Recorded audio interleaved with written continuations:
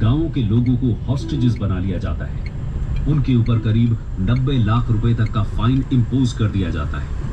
लोगों की बिलोंगिंग्स को लूटकर फाइन मौके पर ही वसूल भी किया जाता है। सस्पेक्ट्स पर कोड़े बरसाए जाते हैं और गांव वालों के भाग जाने पर पूरे के पूरे गांव को ही जला दिया जाता है। 1942 के एंड होने तक 60,000 से भी ज्यादा लोगों को अरेस्ट कर लिया जाता है। इस तरह की ब्रूटल रिप्रेशन की वजह से स्ट्रगल का मास फेज 6 से 7 हफ्तों के अंदर ही खत्म कर दिया जाता है। इसके बाद शुरुआत होती है अंडरग्राउंड एक्टिविटीज की। Underground activity and parallel governments.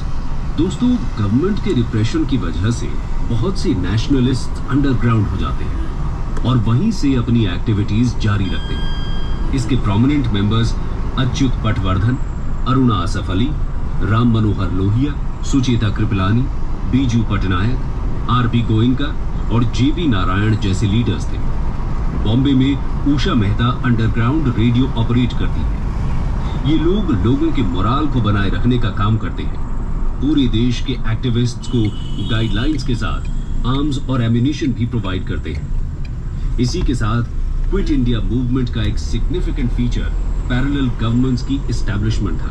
पहली पैरेलल गवर्नमेंट अगस्त 1942 में ईस्ट यूपी के बलिया में प्रोक्लेम की गई थी। इसके लीडर चित्तू पांडे थे। 17 दिसंबर 1942 को बंगाल के मिदनापुर डिस्ट्रिक्ट में तमलुक नाम की जगह पर जतिया सरकार एग्जिस्टेंस में आती है। ये सितंबर 1944 तक चलती है। महाराष्ट्र के सतारा में मिड 1943 में प्रति सरकार ऑर्गेनाइज की जाती है।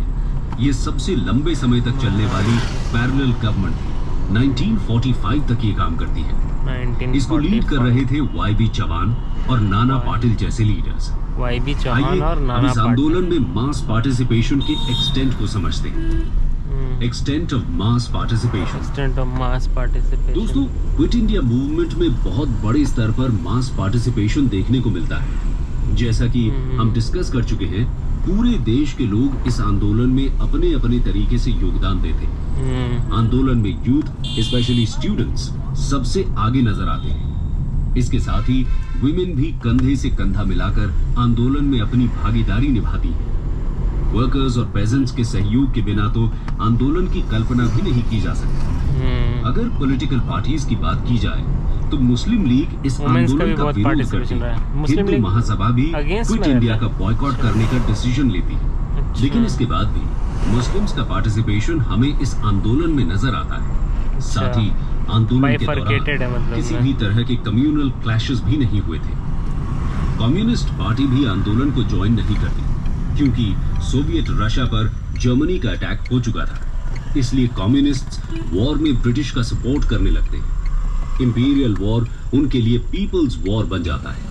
हालांकि पर्सनल लेवल पर बहुत सारे कम्युनिस्ट लीडर्स आंदोलन का सपोर्ट भी करते हैं। इस तरह क्विट इंडिया मूवमेंट में सोसाइटी का ऑलमोस्ट हर सेक्शन पार्टिसिपेट करता है और ब्रिटिशर्स को ये एहसास दिलाते हैं कि इंडियंस की विशेस के अगेंस्ट अब इंडिया को रूल करना पॉसिबल नहीं है। इस आंदोलन में आम लोगों का हीरोइज्म भी देखने को मिलता है। लीडरशिप के अभाव में और गवर्नमेंट के ब्रूटल रिप्रेशन के बाद भी वो आंदोलन को मरने नहीं देते। कंक्लूजन। दोस्तों, क्विट इंडिया मूवमेंट के बाद ये साफ हो गया था कि आजादी को ज्यादा देर तक इंडियन से दूर नहीं रखा जा सकता। ब्रिटिश गवर्नमेंट समझ गई थी कि अगर फिर से ऐसा एक मूवमेंट होता है तो ब्रिटिशर्स के लिए रिप्रेस करना पॉसिबल नहीं होगा। आगे आने वाली वीडियोस में हम देखेंगे कि किस तरह ब्रिटिशर्स पावर ट्रांसफर करने की तैयारी करते हैं।